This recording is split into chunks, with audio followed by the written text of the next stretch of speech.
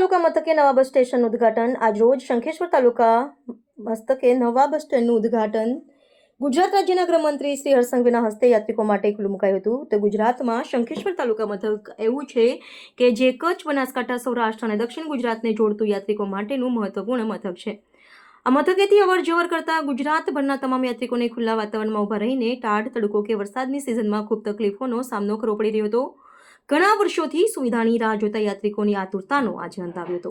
ઉદ્ઘાટન સમયે તાલુકા વિકાસ અધિકારી, સરપંચ શ્રી, તાલુકા પીઆઈ શ્રી એન.એમ. પટેલ સાહેબ, જિલ્લામાંથી એસડીએમ સાહેબ શ્રી તથા જિલ્લાના તેમજ તાલુકાના તમામ અધિકારી, પદાધિકારીઓ, તાલુકા પોલીસ સ્ટાફ અને તાલુકા મથકના અગ્રણીઓ ઉપસ્થિત રહ્યા હતા. સાથે સાથે હર્ષભાઈ સંઘવી શંખેશ્વર જૈન મહાતીર્થમાં જૈન ધર્મના મહાનુભાવોને મળી આશીર્વાદ લઈ રવાના થયા હતા. સંવાદદાતા Chelaji Thakor, the Mirror News, Shankheshwar.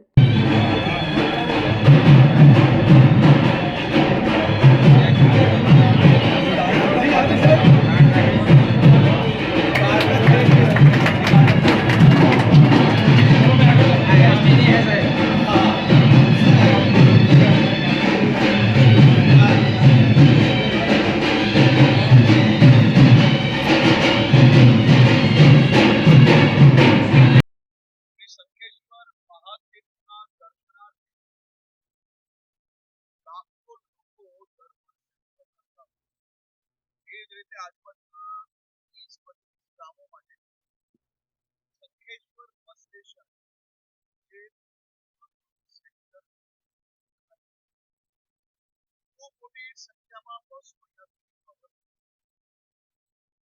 પરંતુ વર્ષોથી કોઈક ને કોઈક કારણોસર અનેક લોકોના પોતાના હિત ચાલવવા માટે હાઈકોર્ટના માધ્યમથી ગ્રામજનોના હિતમાં આરક્ષિત રખાયેલી બસ સ્ટેશનની જગ્યા ઉપર વારંવાર સ્ટે લાવવામાં સફળતા પ્રાપ્ત.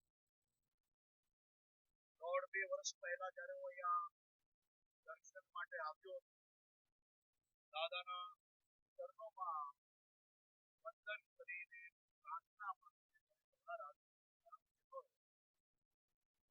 એક જ આ બસ સ્ટેશન જેઓ ફસાયેલો કેસ નિકાલ આવી તાત્કાલિક 15-20 દિવસમાં ટેન્ડરની પ્રોસિજર હોય, સ્થાનિક હોય, બધું માત્ર 1.5 વર્ષની અંદર આજથી લોકાર્પણ શંખેશ્વર બસ સ્ટેશન આજે અદભુત બધી રસ્તાઓ જોડે તૈયાર થઈ ગયું અને લોકાર્પણ કરી લેવામાં આવ્યું. આપણા 15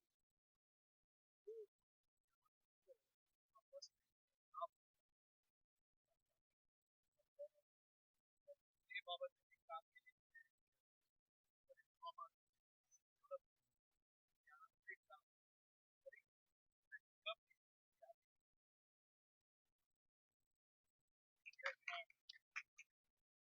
નમસ્કાર મિત્રો, હું ફિરોઝ ઈરાની આજે તમને એક નવી વાત કરવા આવ્યો છું.